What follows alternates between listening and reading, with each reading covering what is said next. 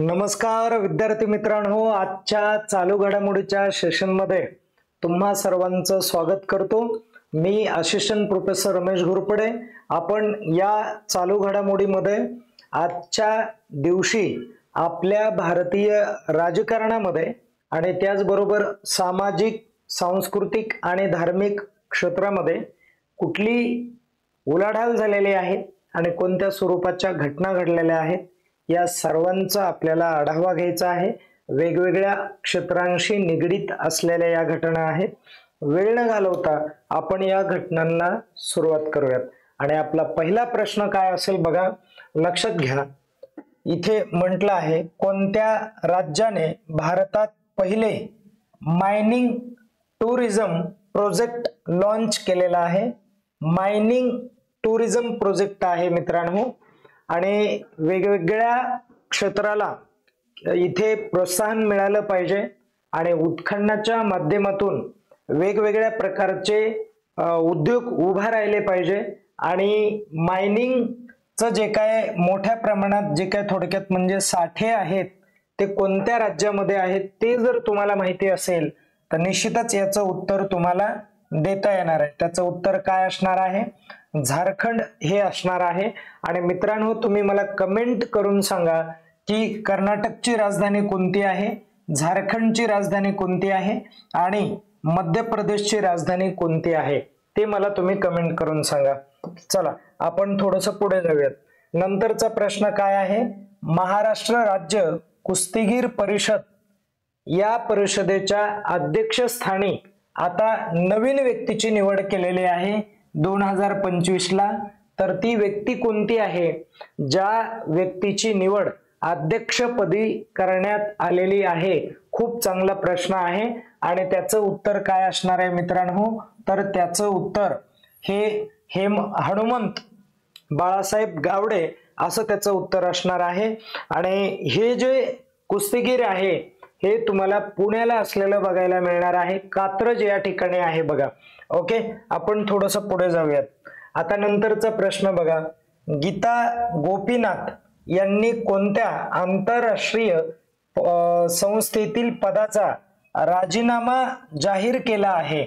आता बघा इथे की जाहीर केला आहे म्हणायलाय, म्हणजे राजीनामा दिला आहे असं म्हणत नाहीये प्रश्न, जाहीर केलाय आणि निश्चितच आता लवकरच राजीनामा देणार आहेत। तर गीता गोपीनाथ या जे आहेत या ऑगस्ट, बघा समजून घ्या, ऑगस्ट महिन्याच्या शेवटी हा राजीनामा देतील। आणि कोणत्या संस्थेचा राजीनामा देणार आहेत? तर तो प्रामुख्याने आंतरराष्ट्रीय नाणेनिधी या संस्थेचा राजीनामा असणार आहे, ज्याला आपण IMF असं म्हणतो, म्हणजे इंटरनॅशनल मॉनिटरी फंड असं म्हणतो। आणि मित्रांनो, 2-3 गोष्टी विचारात घ्या, परीक्षेमध्ये मोठ्या प्रमाणावर विचारतात। अशा पद्धतीने हे जर न्यूज मध्ये या संस्था आल्या तर या संस्थांवरती परीक्षेमध्ये प्रश्न असतो आणि तुम्हाला विचारतील की आंतरराष्ट्रीय नाणेनिधी या संस्थेची स्थापना कधी झाली? तर ती स्थापना 1944 ला आहे। वॉशिंग्टन DC अमेरिका या ठिकाणी तिचं मुख्यालय आहे। आणि जी जागतिक बँक आहे या जागतिक बँकेचं मुख्यालय देखील वॉशिंग्टन DC अमेरिका या ठिकाणी आहे आणि तिची स्थापना 1944 ची आहे। आणि संयुक्त राष्ट्र संघटनेची स्थापना हा खूप महत्त्वाचा मुद्दा आहे। संयुक्त राष्ट्र संघटनेची स्थापना ही प्रामुख्याने 1945 ला झाली आणि हिचं जे काय मुख्यालय आहे, हेडक्वार्टर जे आहे ते हेडक्वार्टर तुम्हाला अमेरिकेमधील मुख्य शहरात दिसतं, ज्या शहराचं नाव न्यूयॉर्क असं आहे। आणि संयुक्त राष्ट्र संघटना ही का तयार करण्यात आली?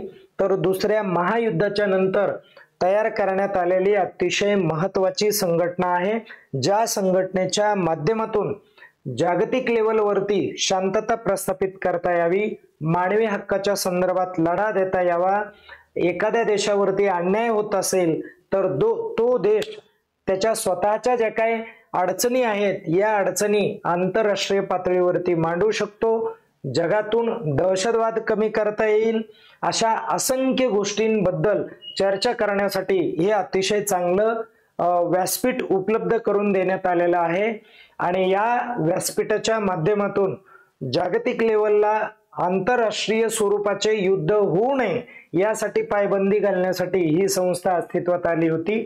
आणि त्यानंतर बघा WTO म्हणत आहे, ज्याला वर्ल्ड ट्रेड ऑर्गनायझेशन असं म्हणायचंय. आणि वर्ल्ड ट्रेड ऑर्गनायझेशनची स्थापना ही प्रामुख्याने 1995 ला झाली आणि या संस्थेचं मुख्यालय जिनिव्हा या ठिकाणी आहे मित्रांनो. आणि जिनिव्हा तुम्हा सर्वांना ही कंट्री माहिती असणार आहे, नेदरलँड या ठिकाणी. आणि मोठ्या प्रमाणात या संस्थेचं जे काही काम आहे किंवा या संस्थेचं जे काही योगदान आहे ते कशाच्या क्षेत्रामध्ये, ते व्यापाराच्या क्षेत्रामध्ये वेगवेगळ्या स्वरूपाचे करार करणं किंवा आंतरराष्ट्रीय पातळीवरती जे व्यापाराच्या निगडीत समस्या आहेत, वाद आहेत, ते वाद कुठेतरी कमी करणं, त्या व्यापार करण्यासाठी एक मूल्य ठरवणं, अशा स्वरूपाचे जे काही कामं आहेत हे कामं या संस्थेच्या माध्यमातून पार पडतात. हे पण तुम्ही लक्षात राहू द्या. आता पुढे चला बघा, 43वा लोकमान्य टिळक राष्ट्रीय पुरस्कार 2025 मध्ये कोणाला देण्यात आला ते तुम्हाला सांगायचं आहे. तर कोणाला देण्यात आला म्हणण्यापेक्षा येणार आहे म्हणू, पण ते तसं जाहीर झालेलं आहे बघा मित्रांनो. तर ते कुणाला देण्यात येणार आहे, तर आपले जे वाहतूक मंत्री आहेत, केंद्रीय वाहतूक मंत्री, महामार्ग मंत्री, ज्यांचं नाव नितीन गडकरी असं आहे. आणि यांना तो पुरस्कार कधी देण्यात येणार आहे, तर 1 ऑगस्टला हा पुरस्कार विद्यार्थी मित्रांनो दिला जातो. हा पुरस्कार कोणत्या तारखेपासून दिला जात आहे बघा, 1 ऑगस्टला दिला जाणार आहे, परंतु कोणत्या वर्षापासून दिला जात आहे हे लक्षात राहू द्या. तर हा पुरस्कार प्रामुख्याने 1983 पासून दिला जात आहे. आणि हा पहिला पुरस्कार SM जोशी यांना मिळाला होता. SM जोशी यांना मिळाला होता. ओके, पहिला पुरस्कार मिळाला होता.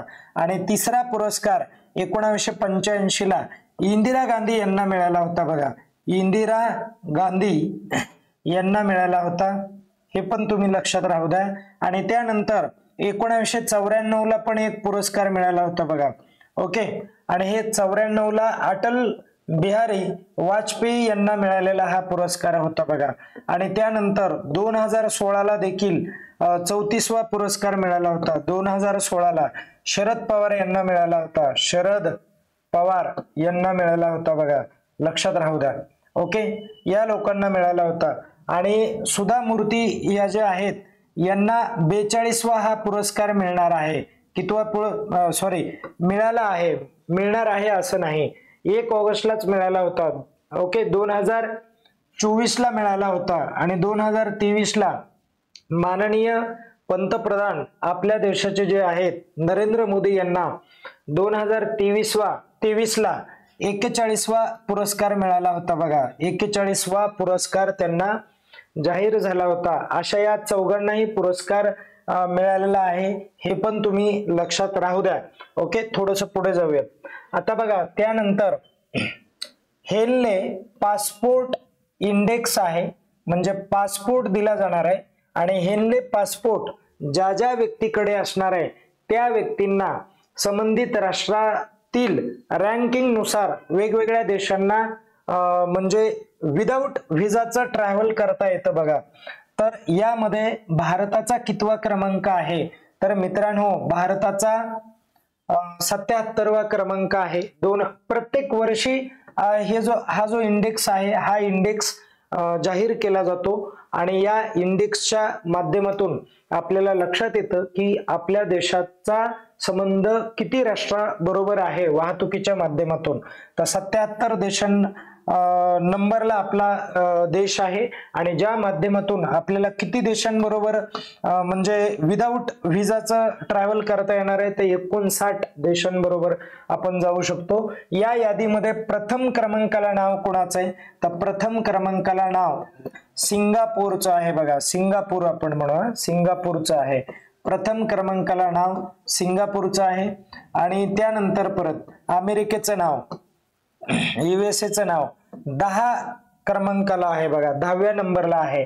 आणि त्यानंतर लक्षात घ्या चायनाचं नाव किती नंबरला आहे, तर चायना हा आहे बघा 60 नंबरला आहे. आणि त्यानंतर इथे हे पण लक्षात घ्या, 2 नंबरला कुणाचं नाव आहे, 1 नंबरला सिंगापूरचं, मग 2 नंबरला कुणाचं, तर जपानचं आहे बघा. कुणाचं नाव आहे, जपानचं आहे. हे पण तुम्ही लक्षात घ्या. आणि या यादीमध्ये सर्वात शेवटी कुणाचं नाव आहे, तर अफगाणिस्तानचं नाव आहे. हे पण कायम लक्षात राहू द्या. अशा पद्धतीने हा एक इंडेक्स आहे. पुढचा आपण मुद्दा घेऊ बघा. छत्री निजामपूर या ग्रामपंचायतीचे नवीन नाव काय ठेवण्यात आलेलं आहे, तर या ग्रामपंचायतीचं नवीन नाव आहे किल्ले रायगड ग्रुप ग्रामपंचायत आहे. नाव चेंज केलेलं आहे. आणि हे नाव चेंज करण्यासाठी प्रामुख्याने ग्रामसभेमध्ये हा ठराव मांडण्यात आलेला होता. आणि ग्रामसभेमधून ठराव घेतल्यानंतर विधिमंडळामध्ये या संदर्भामध्ये चर्चा करण्यात आली आणि हे बिल पास करण्यात आलं. आणि त्यानंतर 2025 मध्ये युनेस्को नावाची जी आंतरराष्ट्रीय संघटना आहे, ही संघटना खूप चर्चेमध्ये आहे, लक्षात राहू द्या. या संघटनेच्या माध्यमातून किंवा मधून बाहेर पडण्याची घोषणा अलीकडे कोणत्या देशाने केलेली आहे, अलीकडे म्हणजे आत्ताच केली. कुणी केली, अमेरिकेने केलेली आहे बघा. ओके, 22 तारखेला ती त्यांनी घोषणा केली, डोनाल्ड ट्रम्प यांनी. आणि ती म्हटली की आम्ही या संघटनेतून बाहेर पडणार आहोत. आणि का बाहेर पडणार आहोत, तर ते अँटी इस्रायल आहेत, ते जे देश आहे, म्हणजे इस्रायलच्या युद्ध नीतीला कुठेतरी विरोध करणारा हा देश आहे, म्हणून ते बाहेर पडणार आहेत. कायम लक्षात राहू द्या. आणि एक शेवटचा प्रश्न बघा आता. भारतातील पहिले राज्य कोणते ज्याने प्रत्येक मतदान केंद्रावर 1200 पेक्षा कमी मतदान ठेवण्याचा निर्णय घेतलेला आहे. लक्षात राहू द्या बघा. काय केलंय, तर या ठिकाणी कायम लक्षात राहू द्या की एका मतदारसंघामध्ये आपल्या कायद्यानुसार साधारणतः किती 1,500 लोक असले पाहिजे एका मतदारसंघामध्ये. तर एक राज्य असं आहे ज्या राज्याने आत्ताच काय निर्णय घेतला की आमच्या मतदारसंघामध्ये कमीत कमी किती लोक असणार आहेत, आता फक्त 1200 लोक. 1200 लोकांपेक्षा अधिक लोक मतदारामध्ये नसणार. आणि त्या राज्य निवडणूक आयोगाला असं म्हणायचं आहे की जर 1200 पर्यंत लोक असतील तर त्या ठिकाणी मतदान योग्यरित्या होऊ शकतं. फार काय मोठा आकडा होऊ शकणार नाही असं त्यांचं म्हणणं आहे. आणि या प्रश्नाचं उत्तर बिहार असणार आहे मित्रांनो. आणि तुम्हाला आजचा एक एक्स्ट्रा प्रश्न असेल, तो प्रश्न मला कमेंट करून सांगायचा. आणि तो प्रश्न असा असेल, लक्षात घ्या आता. तो प्रश्न काय आहे, तर त्या प्रश्नाचं म्हणणं आहे, नवीन प्रश्न तो मला कमेंट करून सांगा शेवटचा. तर ई वोटर जे आहेत बघा, ई वोटिंग जे आहे असं आपण म्हणू, ई वोटिंग कोणत्या राज्याने सर्वात प्रथम सुरू केली ते मला तुम्ही कमेंट करून सांगा. आणि हा पण मुद्दा करंटचाच आहे, म्हणजे आत्ताच्या चालू घडामोडीचा विषय आहे. पेपरमध्ये यावरती मोठ्या प्रमाणावर भाष्य करण्यात आलेलं होतं. द हिंदू मध्ये मोठ्या प्रमाणावरती या ऍड येत आहेत. आणि आपण अतिशय व्यवस्थितरित्या पेपरचं अनालिसिस करून हे प्रश्न तुमच्या समोर आणतो. आवर्जून या प्रश्नाला चांगल्यारीत्या बघा तुम्ही. आपल्या व्हिडिओची लेंथ पण मुद्दाम कमी असते, तुम्ही बोर होऊ नये म्हणून. आणि अशा पद्धतीने आजचं जे काय सेशन आहे हे इथे संपलं. आणि सर्वांनी स्वतःची काळजी घ्या आणि अभ्यास करत राहा. धन्यवाद.